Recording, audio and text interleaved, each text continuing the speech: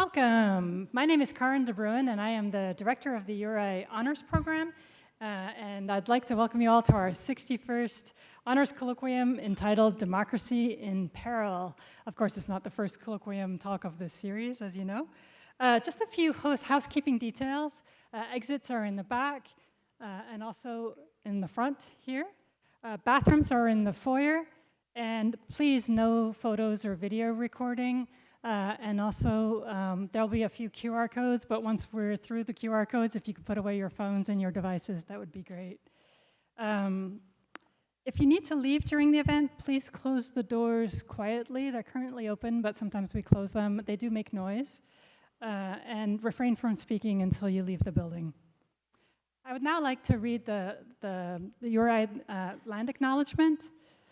The University of Rhode Island occupies the traditional stomping ground of the Narragansett Nation and the Niantic people. We honor and respect the enduring and continuing relationship between the indigenous people and this land by teaching and learning more about their history and present-day communities, and by becoming stewards of the land we too inhabit. I would now like to welcome Ridge Burrell, a third-year computer science student and also a Narragansett tribe member, to say a few words.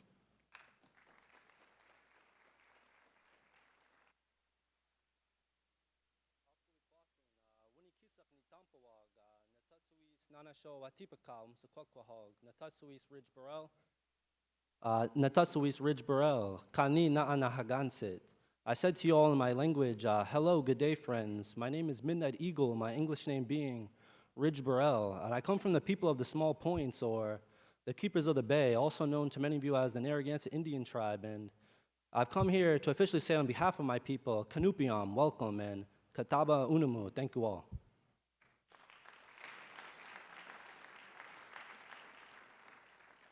Thank you, Ridge. The mission of the Honors Colloquium is to foster campus-wide and community-wide discussion on the pressing issues of our time. In the spirit of this campus-wide and community-wide discussion, we're thrilled to promote our partner events and partner series, some of which have already concluded. The Sustaining Democracy Humanities Lecture Series, as you'll notice, tomorrow evening, there's one of the big speakers coming in, Alex Kesar, who is presenting Democratic Crises and Structural Change. Alex is from Harvard University. Also, in our accompanying events, we have our art showcase that's ongoing in Lippett Hall. It's on the 3rd and 4th floors. If you're an honors student, you've gotten off the elevator and been greeted by the 12-foot Fidel Castro and probably wondered what was happening. But on the 3rd and 4th floors, there are just absolutely incredible artworks by professional artists in the state of Rhode Island. We had our opening last week, and the pieces, there's 70+ pieces for you to check out. The center, let's see here, art showcase. The Hera Gallery, if you've attended the first few talks, you filled out a postcard perhaps, and you wrote what democracy meant to you in 10 words or less. Check out our social media to see how the Hera Gallery has hung those postcards in the gallery. In their Democracy Under Siege exhibit. It's pretty amazing. The Rise Up Challenge is another accompanying event. It's a challenge democratizing innovation, and there's cash prizes involved. So students, if you haven't signed up yet for this wonderful competition, we encourage you to go back in the back table after the colloquium. You can see Cynthia Taylor and Sharday Johnson, who are back there to answer any questions that you might have. And finally, a special thank you. Producing a colloquium of this scope requires the participation and the sponsorship of many different partners. First of all, it requires really incredible coordinators, and if you've seen this event, you've seen that the events have been very well coordinated. And I'd like to thank those coordinators, who are Mark Hutchison, Ashley Rundlet, Brian Kruger, and Beth Mendenhall, and Rick McIntyre, all from the College of Arts and Sciences. If you could just wave your hand quickly so people can see you. I'm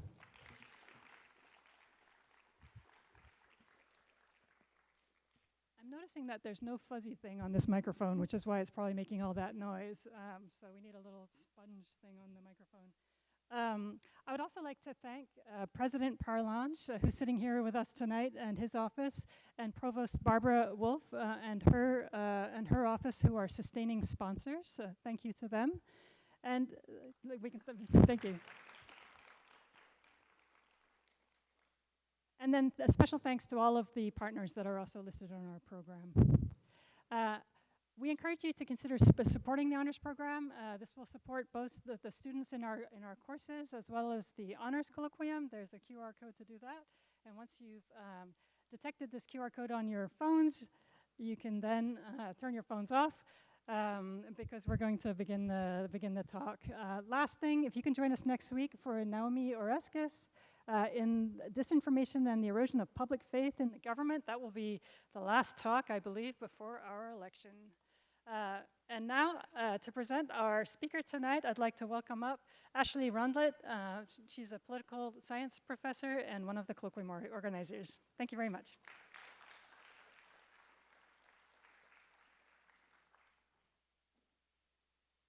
Good evening. Welcome back to our Democracy in Peril series. I am Ashley Rundlet, a Colloquium coordinator and assistant professor of political science. Throughout this series, our speakers have explored various dimensions of democratic backsliding, from the weakening of democratic institutions, from the erosion of norms, to the role of race and identity in shaping anti-democratic behaviors. Last week, Congressman Adam Kinzinger, a lieutenant colonel in the Air National Guard, warned about the dangers that the politicization of the military would pose to democracy. Today, Dr. Risa Brooks will build on that conversation by examining the military's role in democracy and why efforts to politicize it are particularly dangerous. She'll offer insights into how this phenomenon manifests both in established and in emerging democracies and what it means for the future of democratic stability in the United States. Dr. Risa Brooks is the Allis Chalmers Professor of Political Science at Marquette University, where she specializes in civil-military relations, military effectiveness, and conflict. Professor Brooks is also a senior associate in the International Securities Program at the Center for Strategic and International Studies in Washington, D.C. Her work has had a significant impact on both academic and policy circles, particularly through her exploration of how military institutions interact with democratic governance. Stanford, Oxford, and Princeton University Presses have each published her books. She has been interviewed by Politico, Reuters, The Economist, Voice of America, The Washington Post, I could keep going, among others, and has also consulted on the issues of civil-military relations for numerous organizations around the world. After a brief talk from Dr. Brooks, we will welcome my colleague, Dr. Roya Izadi, who's also a professor of political science and a scholar of civil-military relations, to continue the conversation. But for now, please join me in welcoming Dr. Risa Brooks.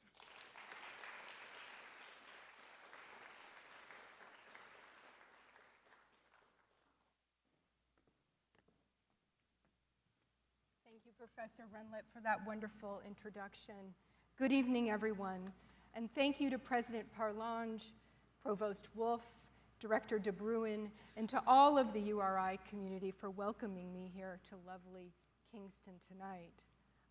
I'm delighted to be here with you.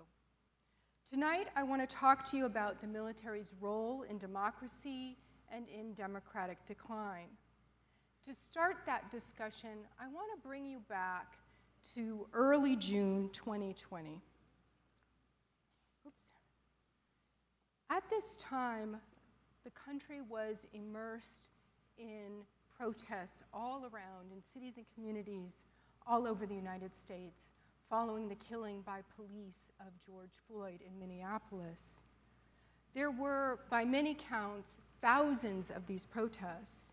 And for the most part, according to those who track protests, they were fully peaceful, between 93 to 95%, depending on how you count. Although there were some incidents of vandalism and property damage. In the midst of all these events, late in the day on June 1, Donald Trump, who was then President of the United States, went to the White House Rose Garden to give remarks. comments that would attract significant attention. In them, he describes the need to, as he put it, restore law and order, and calls on governors of the states to use the National Guard to dominate the streets. Mr. Trump also raises the prospect of deploying the active duty military, the regular military, to US cities to disperse protests. Elements of the 82nd Airborne are staged outside of DC for this potential purpose. Although after Trump's Secretary of Defense, Mark Esper, declines to endorse that move, the president retreats and those forces are not sent. Also, at about 6:30 p.m. that evening, not that long after the Rose Garden talk, US Park Police begin to forcibly clear protesters who have assembled in Lafayette Square. If you've been to Washington, D.C., in front of the White House is Lafayette Square. On any given day, you see protesters maybe holding a placard there. They're a place where people congregate. According to the head of the US Park Police, they had already had plans to clear the protesters earlier in the day, but then they had learned that afternoon that the president had planned to cross the square. And shortly thereafter, Donald Trump and an entourage leave the White House and proceed to walk through the park to St. John's Church, a historical church located across the street from the square. Mr. Trump then holds a Bible, poses silently for 3 minutes, while press photographers take his picture. Now let me just pause here and have you reflect, have all of us reflect on the gravity of this situation. This is a profound and, for many, many people, painful moment in the country's recent history. It's important context for a detail that even if you might be broadly familiar with these events, you might not quite remember. And that is that with Mr. Trump walking through the square is the chairman of the Joint Chiefs of Staff, Mark Milley, the country's top military officer. Milley had unexpectedly been called to the White House that day on other matters and was wearing combat fatigues, as you can see. Now he found himself accompanying the president to take a photograph. What do you think ordinary members of the public thought? You can only imagine that some might assume that General Milley was endorsing Mr. Trump's views of the issues in what was quite a divisive moment in US politics. It might have appeared that General Milley was siding with the president. Indeed, it is in part for this reason that 10 days later, General Milley gave an address to graduates of the National Defense University in which he reflected on the incident. It was a recorded address. This is what he said, or part of what he said. As senior leaders, everything you do will be closely watched, and I am not immune. Many of you saw the photograph of me at Lafayette Square last week, and it sparked a national debate about the role of the military and civil society. I should not have been there. My presence in that moment and in that environment created a perception of the military involved in domestic politics. As a commissioned, uniformed officer, that was a mistake that I have learned from and sincerely hope that we can all learn from it. And then he concluded with this: we who wear the cloth of the nation come from the people of our nation, and we must hold dear the principle of an apolitical military that is so deeply rooted in the very essence of our republic. In making these comments, Chairman Milley was illustrating a core feature of the military's role in democracy. The military does not take sides in domestic political matters. It does not align itself with particular elected leaders. This is a foundational principle of democracy. The military dedicates itself to serving the nation as a whole. But today I'm going to argue that principle is being challenged in the United States, but also in many other democracies around the world.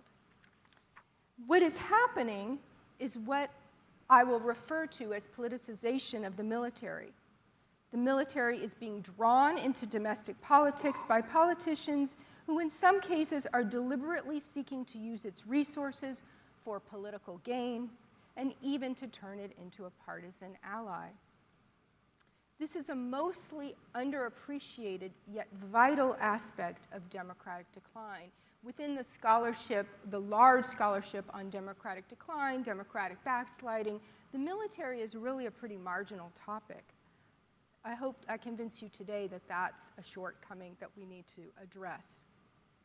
My goal today is to explain these dynamics and give a variety of examples from countries around the world, as well as some from the contemporary United States. Before I go further, though, I want to explain why focusing on the military in understanding democratic decline is so important. You know, why the military? Why should we even be paying attention to it? Now, I know that you've all heard, if you've been attending this series or reading on your own, a lot about democratic decline from your speakers. And at the start of the colloquium from Professor Hutchinson, I watched a bit of that video, and by the way, I also love maps.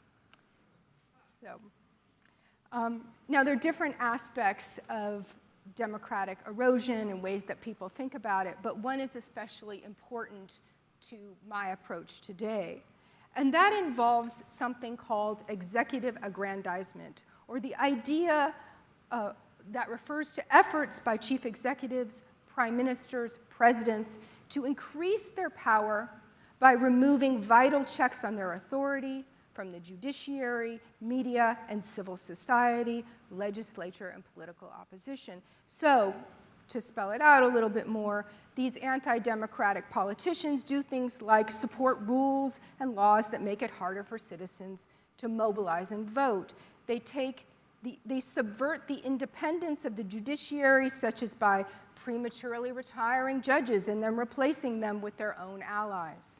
They stifle the media's ability to report negative news by bogging it down with expensive and unfounded court cases. The result is to hollow out the quality of democracy, not through illegal acts or overt challenges, but incrementally through actions that cumulative make the system less open to the marketplace of ideas, to engagement with different parts of society, and to the citizens' ability to check abuses of power. So what does the military have to do with this? To answer this, we have to think about the kinds of influence that militaries have. In most countries, including in most democracies, militaries are extremely popular.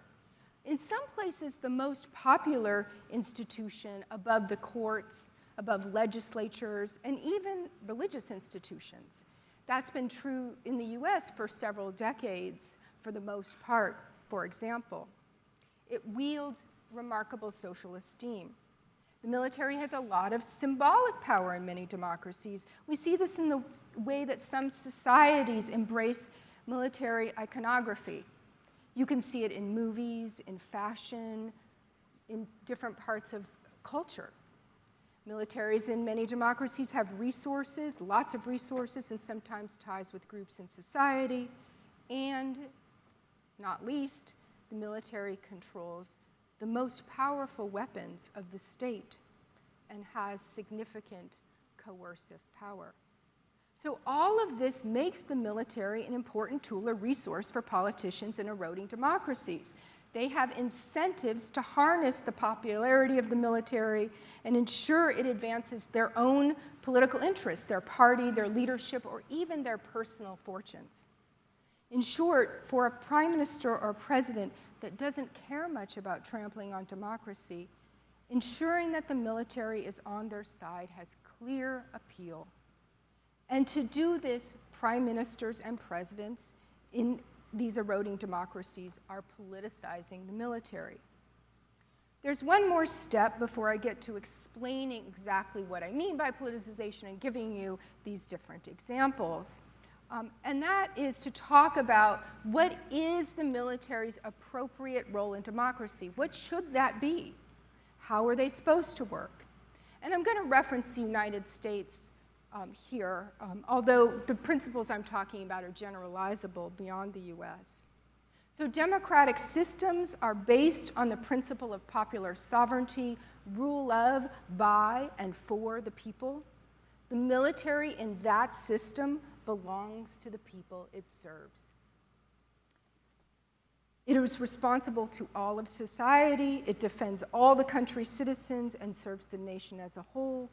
In so doing, the military submits to the authority of elected leaders as the Constitution provides, precisely because they are democratically elected leaders, and the people have chosen them to make decisions on their behalf.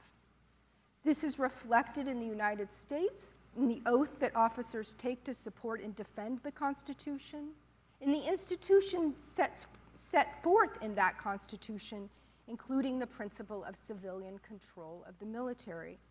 Today, it is also reflected in military law, in Department of Defense regulation, but most importantly, it's reflected in the socialization of military officers throughout their careers, how they understand what is appropriate behavior, and even their identities as officers. Once again, the US military belongs to the people of the country. Do you understand that's an important thing that I keep repeating? Very important. Not to any political leader, party, movement, or faction. This is the principle upon which all civil-military relations in democracies are based. So, how are presidents and prime ministers politicizing the military? They are involving it in contentious domestic political matters, portraying it at times as their personal ally, as well as injecting partisanship in the ranks. So let me give you some examples to get beyond these abstractions. Excuse me one second.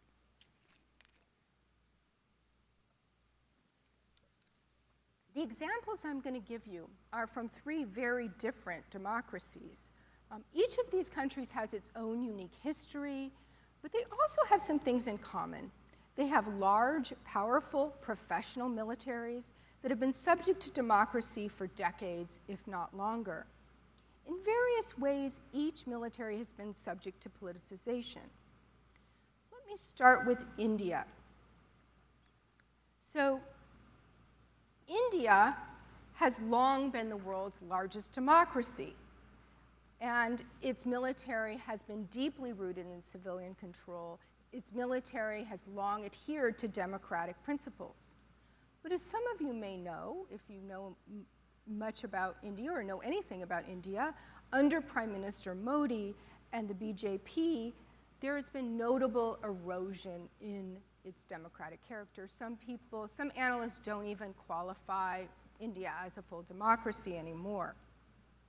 And under Prime Minister Modi, we have seen some serious efforts to politicize the military, using references of fallen soldiers at campaign events, calling government officials, referring to it as Modi's army, Modi's Air Force.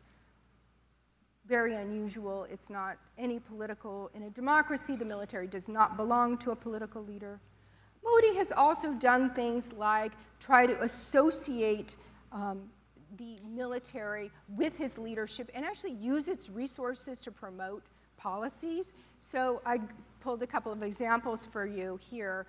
One is an October 2023 initiative whereby the Ministry of Defense tells soldiers on leave to go home and promote the government's policies in local communities.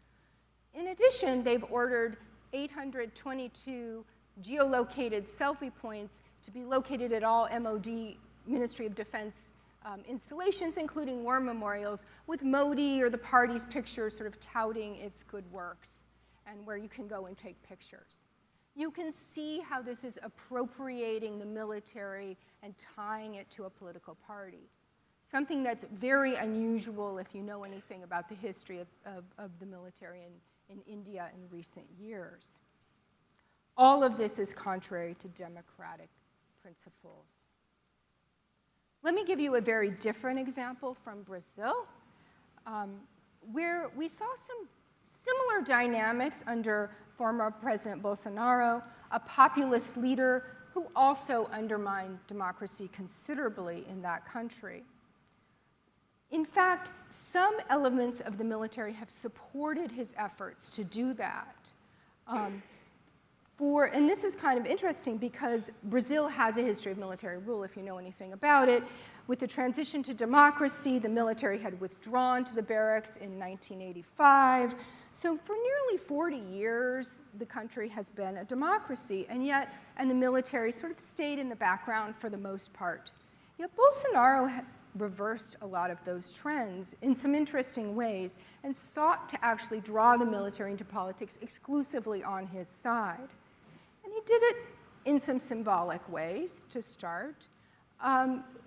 Here's just one example of a parade he gave when he was facing a lot of criticism. As one journalist put it, smiling with military top brass at his side, the leader on Tuesday stood atop the palace steps in the capital, Brasilia, as a long convoy of tanks and armored vehicles filed through the seat of power in the South American nation. He reinstated celebration of the coup that began a brutal military dictatorship. What else?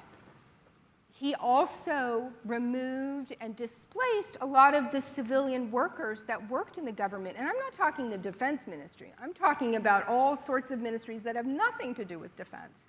And then put in place military personnel, active duty or reserves in many cases. What else did he do? After he lost the election in 2022, he asked the military, more or less, this is basically what he does, military, will you please investigate whether there was fraud in this election? The military comes back and says, well, we couldn't actually determine whether there was fraud, but we can't rule it out. Think about this. This is not the courts adjudicating the fairness of an election. This is the military making a statement about that. And then this event, when the supporters of Bolsonaro, taking a page from January 6th in the US, decide to attack government institutions in Brasilia in order to overturn the presidential election because they didn't like the outcome. Now, prior to this, the military had actually let the protesters camp out on its grounds. And there are reports, various reports, that when there was an effort to go in and find some of the people that stormed the government institutions, that the military basically gave them a night so that people could escape before they could be apprehended and arrested. Let me give you one other example, and then I'm going to turn to the US. And that is from Poland, which is a very different setting, but also illustrates some really important aspects of politicization of the military in an eroding democracy. Now, specifically, I'm going to talk about Poland under the Law and Justice Party after it prevailed in elections in 2015. As some of you know, after the end of the Cold War, with the collapse of the Soviet bloc, the Polish state transitioned to democracy, and with it, so did Poland's professional military. The military adhered to democratic principles and has generally been very, very well regarded by Polish citizens. But after the Law and Justice Party wins elections, the new Minister of Defense, a very controversial character, by the way, begins to rapidly politicize the military. What does he do? Among the things he does is starts to make a lot of personnel changes. Does things like pushing some officers into dead-end jobs to try to marginalize them, pressures some of them to retire, fires a few. Basically, large numbers of the officer corps in different capacities in military leadership are removed. Incidentally, these are the officers with experience in foreign affairs, with experience with NATO, the English speakers. Why is he doing this? Because they're viewed as insufficiently compliant or supportive of the party. This is politicization 101 right here. Okay. Finally, I want to return to sort of one other point that I haven't gotten to with these other examples. And that is that in many eroding democracies, political leaders are increasing the internal policing role for regular armed forces. Now, this is a complicated phenomenon unto itself, but it is notable that it's happening in a lot of these eroding democracies. It's worrisome because it increases the risk of human rights abuses. There's plenty of documentation for that. Although, to be fair, it's actually not unpopular. And there is a tradition in some countries of the military playing this role, unlike in the United States. So this is yet another sort of aspect of this dynamic with its sort of various pieces unfolding. Now, it's important to keep in mind, each of these countries has its own historical, political, societal context, but you see a pattern, hopefully. Okay, so let me turn back to the United States, and I need to take a drink of water before I talk about this. I hope you understand. Maybe it should be something stronger, I don't know. Okay. Let me provide some context. There have been incidents in which presidents, political leaders in the past have sought to capitalize on the popularity of the military. This has been going on for some time, periodically. And they've mostly been doing it to appeal to supporters. But it's not helpful because it puts the military in the spotlight in partisan context. Here's some of the more egregious examples of this. In 2016, both political parties had retired generals come and speak to the party conventions. Really not helpful, especially the kinds of things that they were saying, which, as you can see from Michael Flynn, is pretty inflammatory stuff. But also retired officers, politicians since late 1980s have solicited and sought out retired officers to endorse them, usually on long lists, general officers, flag officers, to say, you know, this is the right leader, you should vote for them. So there's been this sort of atmospherics periodically happening. Again, these are some of the worst cases. But relatively speaking, this has not been at the scale that we start to see since 2016 with the presidency of Donald Trump. And as you're going to see, the examples I'm going to cite are from Mr. Trump. And that's just for one reason. There really aren't any comparable examples from presidents from other major political parties. I would show you to them if they existed.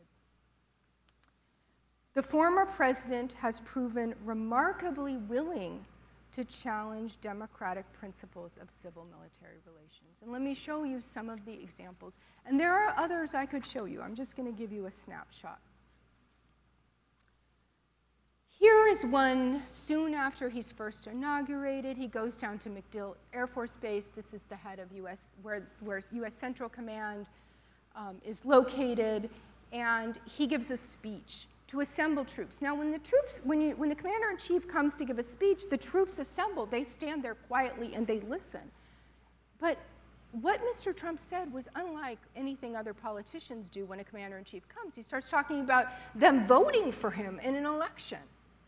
That was just a really unusual thing. I can't think of another example like that, right? He's treating them as a partisan constituency, not as the military that serves all of the country.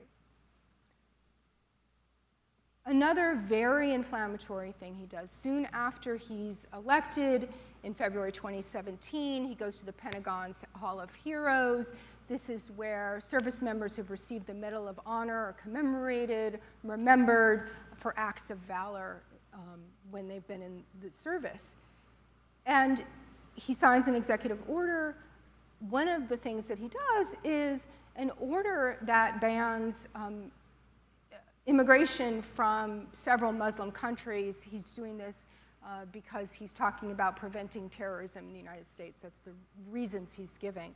This is a pretty inflammatory, controversial, at least, thing to do in the Pentagon's Hall of Heroes, right? And all of this is captured by photographs and broadcast all over the United States. Then another one, this is an especially disturbing one, I think, for many people. He intervenes in the military justice system to overturn punishments of 3 service members who've been accused or convicted of war crimes. In one of those, he restores the rank, Eddie Gallagher here pictured, who had done some allegedly very bad things in Iraq. And what's really poignant about this is that his own members, SEAL team members, are part of the people that talk about him. Can you imagine? You know the code. That's an unusual thing to do. They were worried about it. So what does Mr. Trump do? He overrules these things, but then he makes it into a cause célèbre, and he actually brings 2 of the people that he pardons up on stage at a fundraiser. This is really an effort to safeguard one's persona and popularity at the expense of the military's really core fundamental organizational values. And then more recently, this. Now, this one you might be aware of because it's been in the press. This was just in August. And Mr. Trump's campaign team had, my understanding of the issue is that he had negotiated with the Pentagon that his campaign should go to Arlington, the nation's kind of most symbolically important, or among them, cemeteries where over 400,000 service members are buried. And he's allowed to take a picture at the tomb of the unknown soldier, which I believe that he does, and I think then that's circulated. But then his campaign team goes to this area called Section 60. And this is a place where most of those who've died in Iraq and Afghanistan are buried. It's a place where families go to grieve. He brings his campaign team, including the cameras. Now, this is not part of the agreement that, as I understand, was given. And this is against stated policy of the cemetery. The cemetery has rules against partisan events on its grounds. This is just standard rules. An official of the cemetery tries to stop the team from going in and is actually pushed aside by somebody in his campaign.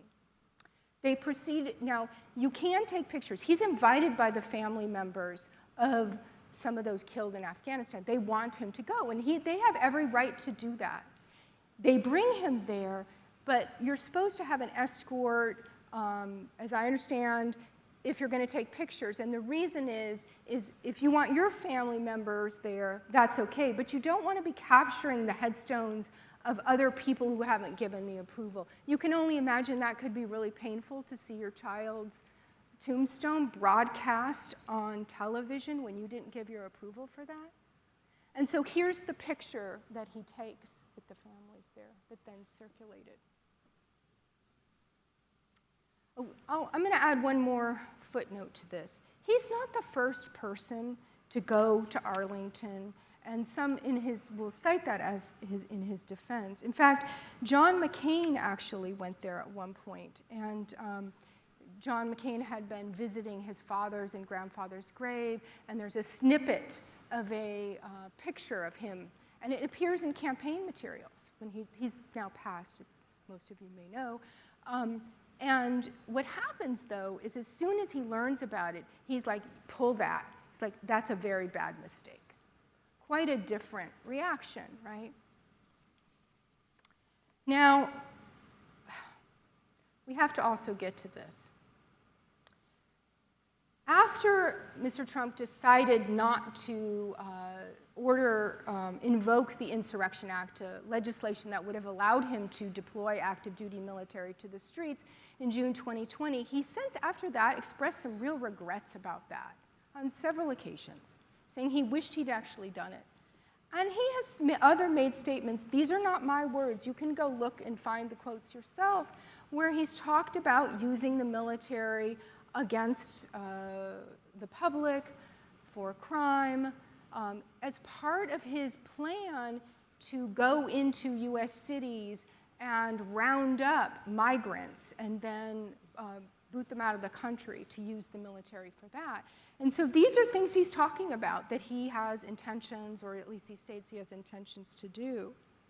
And then there's this, just recently, where he gets on partisan media, and he starts talking about enemies. And he says, you know, we have these enemies, China, Russia, these countries, but the real enemy, the real one that we should be worried about are my opponents, essentially.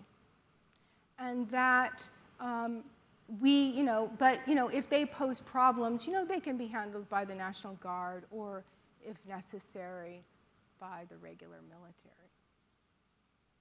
So, to sum up for you, after I hopefully have woken you up, I'm assuming I have, politicization of the military is an important, an understudied component of democratic backsliding. We see it in places as diverse as India, Brazil, Poland, and in some respects here in the United States.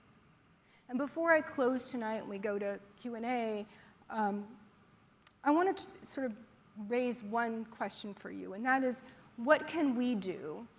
What role can we do, or what can be done? Let me phrase it like that. And I would say to you that actually, although this is about the military in the United States or in some other country, the military, a professional military, really can't solve this. Politicians can do their part by not participating in these actions and discouraging their colleagues from doing so. Members of both political parties can do that. But most important is our role, all of us in this room and beyond. We can make a difference if we support democratic principles governing the military, if we support that. If we take the effort to educate ourselves, our friends, our families about democracy and the military's appropriate role in it. Thank you so much.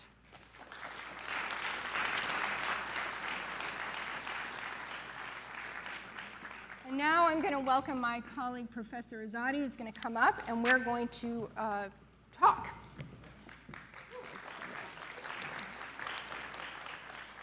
Okay. Professor Brooks, thank you so much for being here, and thank you so much for such an enlightening talk. I want to start my question by one of the last points that you mentioned. You mentioned that the military can be left to handle the problem of politicization on its own. Why is that? And also, what role can the military itself play in safeguarding democracy? So the reason why I say the military can't solve it is a starting point for that is to reflect on the different obligations that the military has. It has, and I'll speak about two. One is to abide by its civilian masters, to adhere to civilian control. That means to follow orders.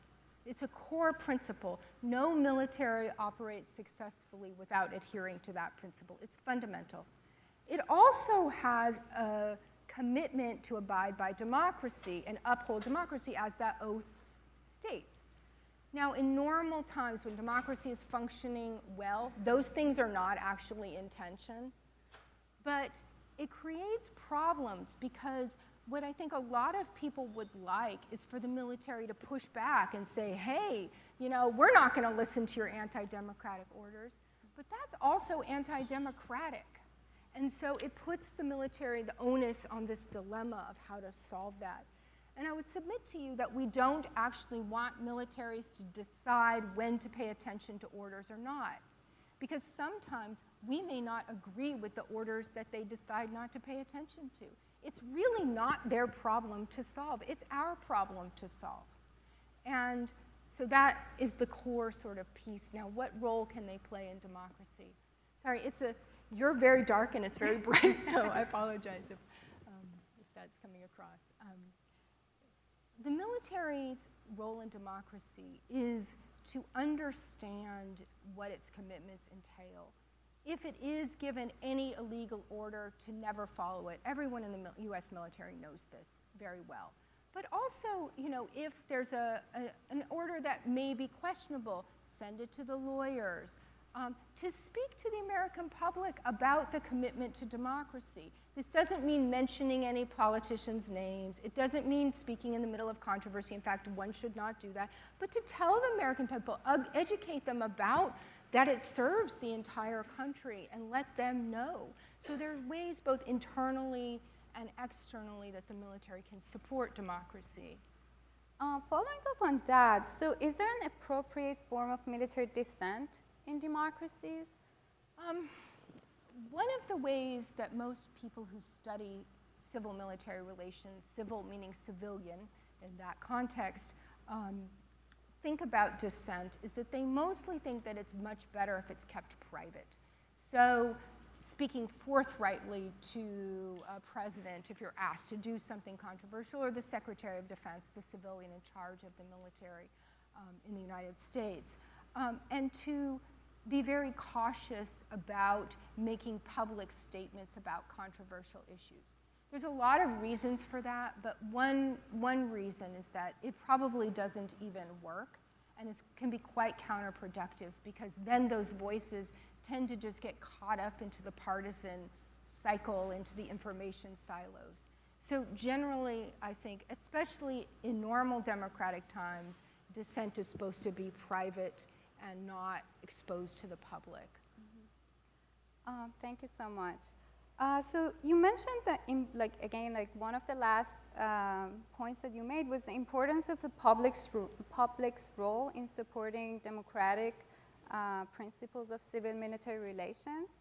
So recent research shows that actually the majority of Americans, regardless of party ID, whether they're Democrat or Republican, they actually prefer a politicized military, which is not in line with democratic civil-military relations theory. So what can we do about that? How can we make the public more aware of these principles? Yeah. So what Professor Azadeh is telling you about is, just to elaborate on that, that most of the public, A, doesn't know much about civil-military relations, B, may not mind if the military is quite partisan, as long as it's on their side, or not on their opponent's side, is actually what the research often shows. I'll give you an illustration of this. So civilian control, the idea that civilians' orders should reign supreme and the military should listen. If Americans like, according to the research, Americans like the president in office and it's their co-partisan, they really like civilian control. But then, when it's not their favored president, they want the president to defer to the military and the military to insist. What does this suggest? That partisanship is overriding a core principle of civil-military relations. And so there is definitely some work to do to say, it is in our interest, all of our interests, to adhere to these principles. Because then when the president is not in your party, when you don't like, or you don't have to worry about the military sort of getting in the business of a president you like, some scenario like that, we want the principle to prevail all the time. Now, I realize maybe this sounds a bit Pollyannish to all of you, given the state of things I just spoke about, right? That this is a tough thing to do. But all of these things are the basic principles of democracy. I always say in civil-military relations, you have all of the issues buried in here in one way or another. And so to make space, to make room and progress on this is also really fundamental to sort of making progress on overcoming some of the problems of democracy today. Thank you so much. So during your talk, you mentioned one of the ways that politicians politicize the military is inviting retired military officers to their campaigns to endorse them. So we know that many of our politicians and also our former presidents have had military backgrounds. Can representation of retired military officers in the political sphere be bad for democracy? Should retired military officers refrain from becoming politicians or presidents? Should there be guidelines as to how they can maintain civilian political professionalism, or should they just occupy certain roles? Mm-hmm. So the distinction that many people who study civil military relations will make is The U.S., for example, has had decorated generals as presidents. And if you're actually running for office, you can't run it on active duty. That actually isn't true everywhere. I've recently learned that in Denmark you can, which was surprising to me. In any case, you can't do it in the US. And once you sort of take off that uniform and take off this sort of whole persona of an officer, you're a candidate. And people think that's perfectly appropriate. It's when retired officers are sort of saying that they're just speaking on their own name, but then invoke their military service. So they'll write an op-ed and they'll be retired and they'll include general in the byline. I always said, you don't need to do that necessarily, I mean, depending on the context. But the reason that's bad is that they're using the credibility of the institution to appeal to the American public. And for many people, since they don't know about civil-military relations, they may think they're speaking on behalf of the military. Most people don't distinguish between active duty and retired. That has been shown in research. So it's something to be really cautious with if you're actually speaking out, to be mindful of what you're actually representing when you're doing that. Thank you so much. So now I want to talk a little bit about the most, I guess, egregious form of military involvement in politics, which is coup d'etats. So coup d'etats, if the audience doesn't know, they are illegal takeover of the executive power, either by the military or other elites within the circle, the elite circle. So it's usually the military. So the coups can happen in both democracies and dictatorships. So they don't only happen in dictatorships. To give you some facts, 49% of all dictatorships and 35% of all democracies have experienced at least one coup d'etat since 1950. And coup d'etats can actually result in democratization. And some might argue that coups are not inherently bad things if they are against dictatorships and if they can help transition from a dictatorship to a democracy. Do you think coups are inherently bad? Yes. Yes, I do. And I think the cases in which the military has engaged in a coup d'etat and the country has gone on to a healthy transition and become a robust democracy are few and far between. I don't know what they are, but I know they're not many. And I think that's partly because, for a couple of reasons. One of them is that even when militaries in autocracies, for example, do things that seem to support a pro-democratic movement or a pro-democratic process, they're usually not doing it because they like democracy. They're usually doing it because they have some other beef with the political leader or have some other interest at heart. And what will happen is they don't necessarily leave the picture. They stand in the background and are orchestrating things. It's not really a democratic transition. It also normalizes this idea of what some call military guardianship. In Latin America, if you know anything about it, militaries have this whole sort of ethos, ethic, this idea that we stand above and apart from all of the venal politicians, and when they start to mess with things, we're going to go in and fix it. As you can imagine, that's not really a good principle of democracy. So while it's possible that in certain circumstances it could enable a healthy turn to democracy, in practice, I think it's a really problematical way of going about that. Thank you so much. So I can ask many more questions, but I know we have only a few minutes. I want to give the audience the chance to ask questions if there are any. Yep. Are you going to stay? Stay.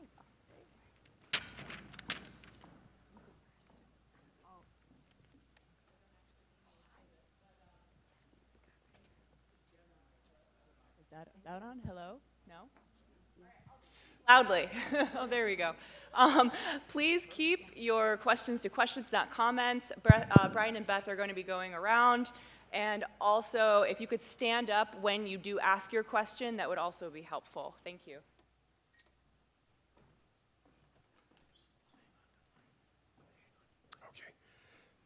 The United States Coast Guard, which is a fifth armed service, operates under Title 14, United States Code, while the other military services operate under Title 10, United States Code. Provided the Coast Guard is a very unique instrument of national power in that it has law enforcement authority, domestic law enforcement authority. Do you see the concept of posse comitatus and law enforcement eroding, or are the lines being blurred in regard to the other military services and law enforcement? So posse comitatus is a law that dates to the Reconstruction era, post-Reconstruction era South, which has a complicated history, but the upshot of it is it prevents Title 10 active duty military from engaging in any law enforcement type functions. Now, they can do supporting functions like handle paperwork or provide some supports in these kinds of ways. But this is a law, and two things can happen that could mean it no longer applies. One is if a president chooses to invoke this thing called the Insurrection Act, it would enable the active duty, it does enable the active duty military to engage in law enforcement type functions. Now, the boundaries of what that looks like are defined by special rules on the use of force in any given situation, but could in principle encompass arresting regular citizens. Quite an unusual thing for active duty military to be doing. The other thing is, Congress has the power to change laws. According to the US Constitution, it regulates the military. It decides how big it is, how much money it has, what laws it has. If they want to change this, they can change it. So these laws, why they exist for various historical reasons and have become very important in contemporary times, are not fixed. And, should the politicians in Congress or the president decide that the military should be used in different ways, in principle, it could be.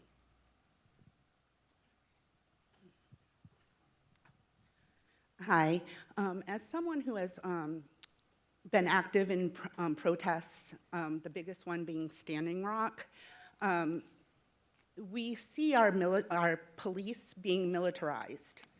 And to me, it's a step down from the actual military, who still at some level has that kind of authority and those kinds of weapons. So I guess my question is, what is your opinion on how that will affect society, and also how it affects society when companies like Tiger Swan in Blackwater are hired by the government to act like military mercenaries and attack our citizens? Those are both really important questions. And I have to tell you that the study of militarization of police, this idea that police take on the equipment, the affect, the culture of militaries, is actually a subfield unto itself, and it's not my subfield. Having said that, I hear your alarm and understand where you're coming from, having faced it, right? And see that that must be a very terrifying thing. Private mercenaries, yeah, they're also a huge issue, not just in the US, in fact, well beyond the US, in many conflicts. And they pose real complexities because they're not subject to the same laws and socialization and training that the US military is. The US military has training in international humanitarian law. If you talk to senior officers, they believe in that. Now, of course, things happen. The practice is imperfect at times, but they hold those principles. That's not true of mercenaries, of these private contractors. And that's just one issue. There's so many important things that you've raised in that question, and thank you for that.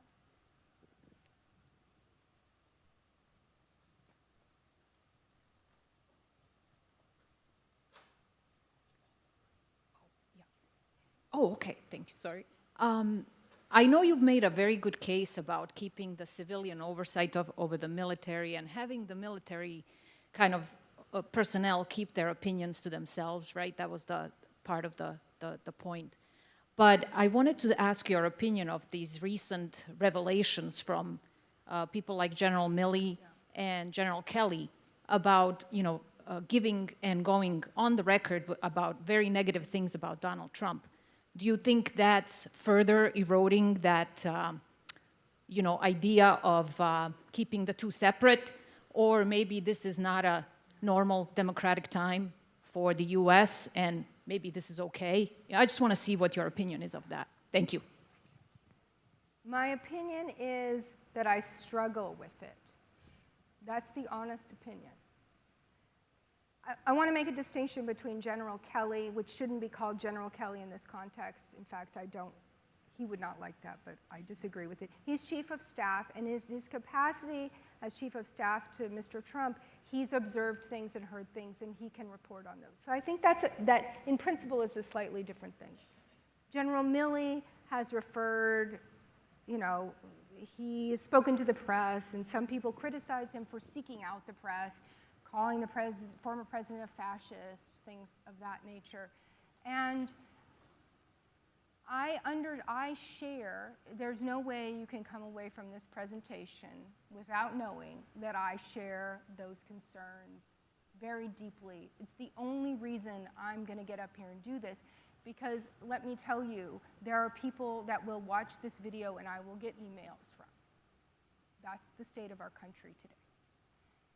Having said that, I don't know, with all respect to General Milley, I don't know if doing this is actually helpful to solving the problem. I think it makes it much harder for the uniformed military to handle it, because it puts them in the spotlight, and it makes it more difficult for them to navigate what could be a really difficult time. It also is just, he's not convincing anybody through this action. And so that's when I think of like the costs and risks of it. What's it accomplishing? And maybe it is accomplishing something, but he is just discredited. I'll give you another example. In June 2020, Donald Trump's then Secretary of Defense, Jim Mattis, I gave this example in the class earlier, so some of you might hear this twice, who's a retired four-star Marine general, very accomplished, very revered, also was called General Mattis as Secretary of Defense. I would say that's a no-no, sorry, General Mattis, but anyway, that's an aside. He was no longer Secretary of Defense, and he had talked about in June 2020 that he thought that this was a really bad idea to send the military against the people at that time. What happened to him? Do you think people listened to him? No. All you had to do was turn on certain TV stations and talk about and see all this bad press of General Mattis. He was completely discredited, right? And it was very insulting to a lot of people to view this. So part of the complicated calculations here, and I mean this in all good faith, I'm conflicted about it at times too, is that I don't know whether it really how far it really gets us to solving the problem when one does that. If it alerts people, if it changes mind, maybe that's what General Milley would say about why he did it. But I think it also comes with some risks and costs.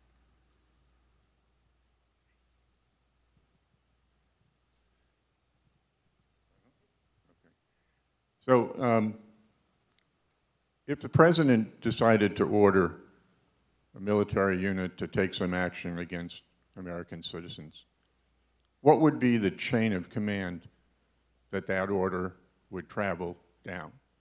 Well, it depends on which unit it was and how.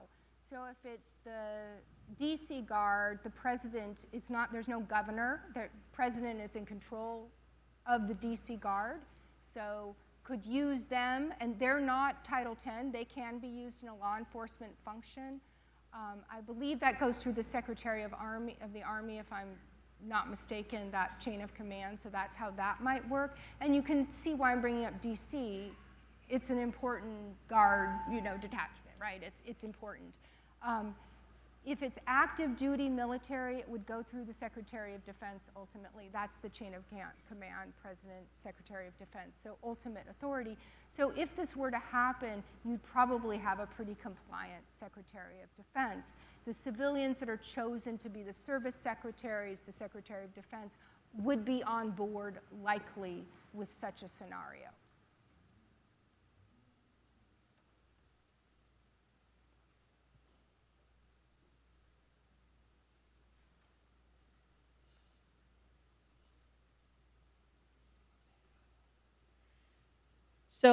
So many in the military have an extremism problem. I'm not saying this is all veterans. In fact, it's only a very small amount. But there have recently, there is a documented white supremacy problem in the military.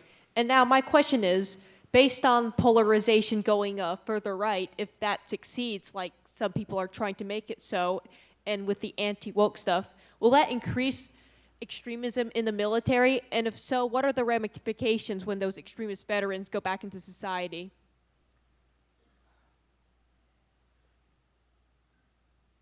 There are extremists in the military. How many, we don't know. I do want to couch it and say there are a lot of people who are not extremists in the military, and we should be cautious about generalizing and being disrespectful of those who would never think that way. The Pentagon is in a really tough spot politically.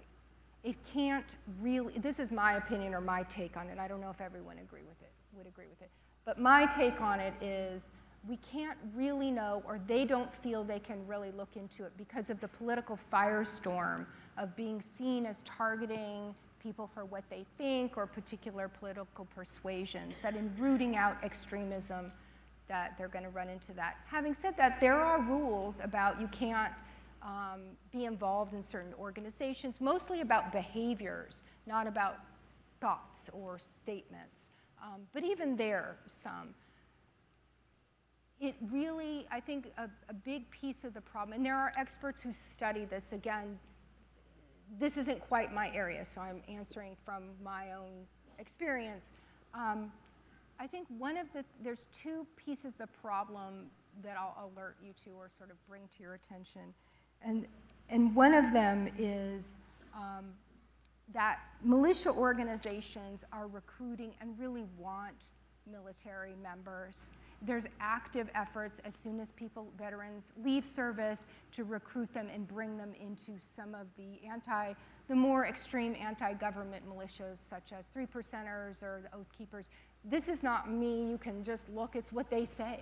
It's how they want that expertise and that legitimation, that credibility. And so it's not just, there's a demand side dynamic going on there. The other thing I would say is that I think it's really important after veterans leave service to make sure all the supports are in place for the transitioning period. Now, there are a lot of programs, but that's a moment when research shows a few months after that actually that's when people are especially vulnerable.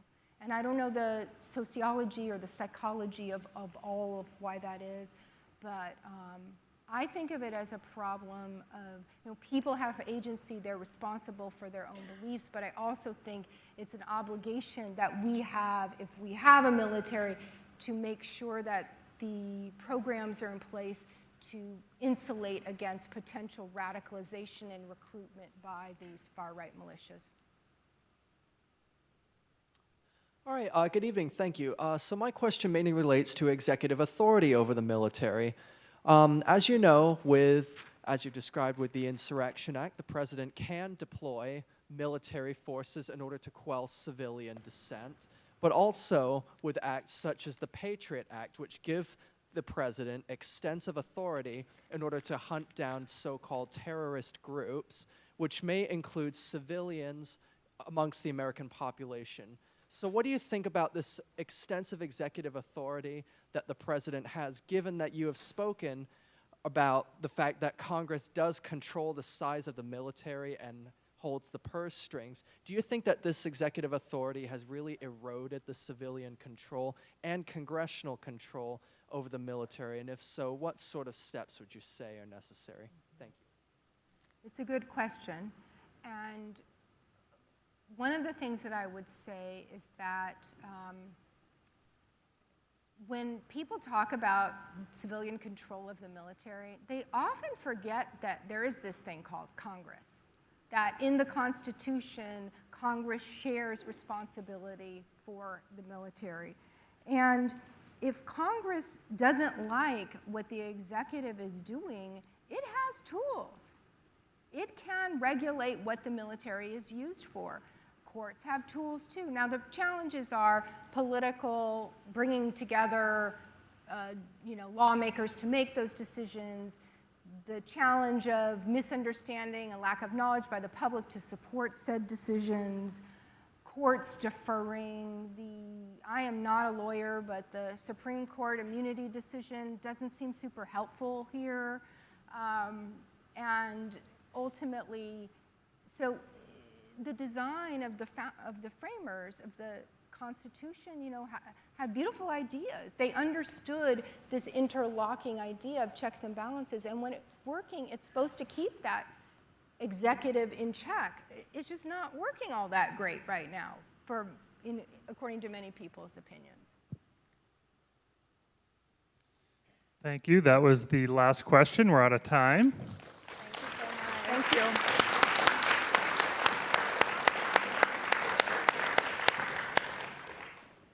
Are they on this time? They are. Hi. Thank you so much for being with us tonight. A special thank you to Dr. Brooks and Dr. Azadi for joining us in an excellent conversation.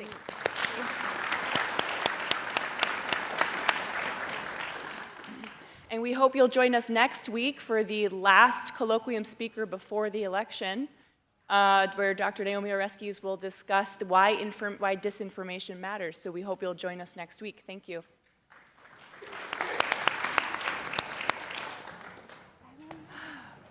Am I off this thing? Over. It's over, yeah. Yes. Yes. Now I can